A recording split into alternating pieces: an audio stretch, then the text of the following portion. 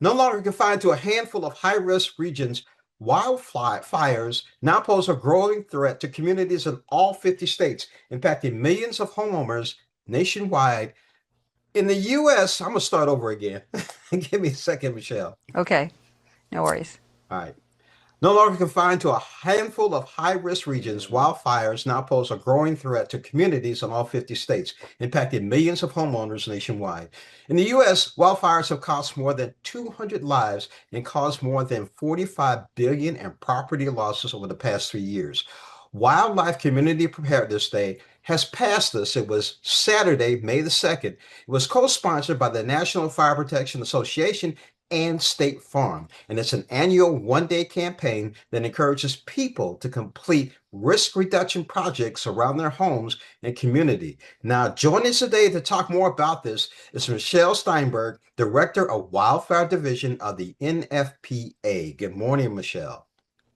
Good morning. Thanks for having me. Okay, so we've passed May 2nd. What was Wildfire Community Preparedness Day?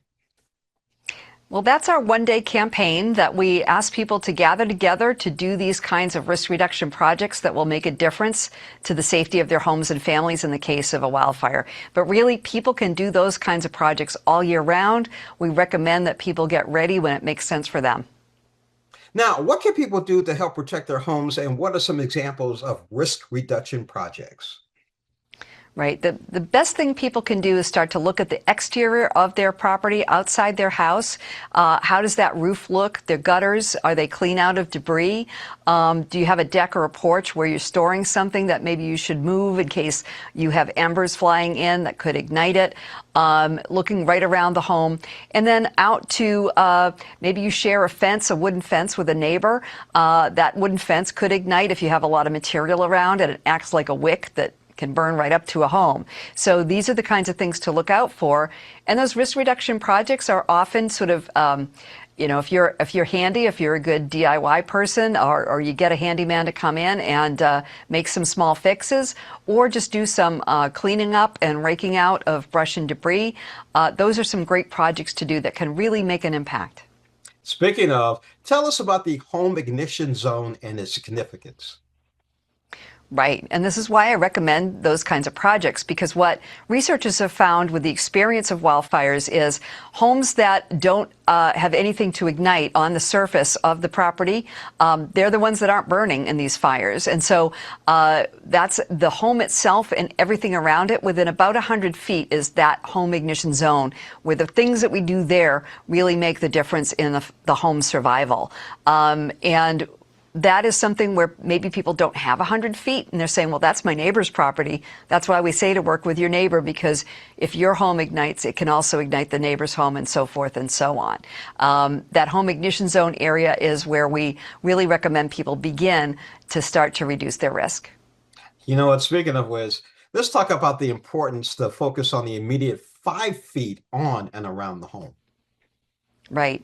So we've had a lot of wildfire experience in this country in the last 20 years where over and over again, what we see is if people had cleared out in that zone, that just 5 feet right outside your front door with nothing to burn, those are the homes that aren't igniting. Those are the homes that typically are surviving. And so it really is a big impact. And what we mean by clearing out is if you have debris and litter from the previous season, you got to rake that out. If you've got a lot of shrubs just right up against the home, consider moving those out. Just give them a new home in the landscape. Look at that way of you don't want any flames touching your home. And every plant can burn. And that's just something to keep in mind. Why is it important to prepare homes well in advance of wildfires? And what else should we be doing to prepare? Well, what we don't want is people to wait till there's smoke in the air to start thinking about this, because that's go time. That's the time when you're calling the fire department for help or you're leaving the community to be safe.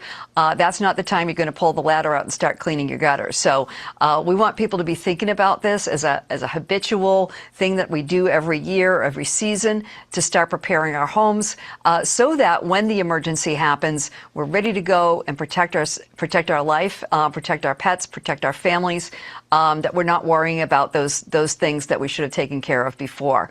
But as we make a habit of this, we can live more safely with the reality of wildfire. Now, where can our viewers go for more information? It would be great if people would go visit wildfireprepday.org. That's our website. That is a place where people can get free information about these projects, ideas for Community Preparedness Day, or any time of year that they want to get started.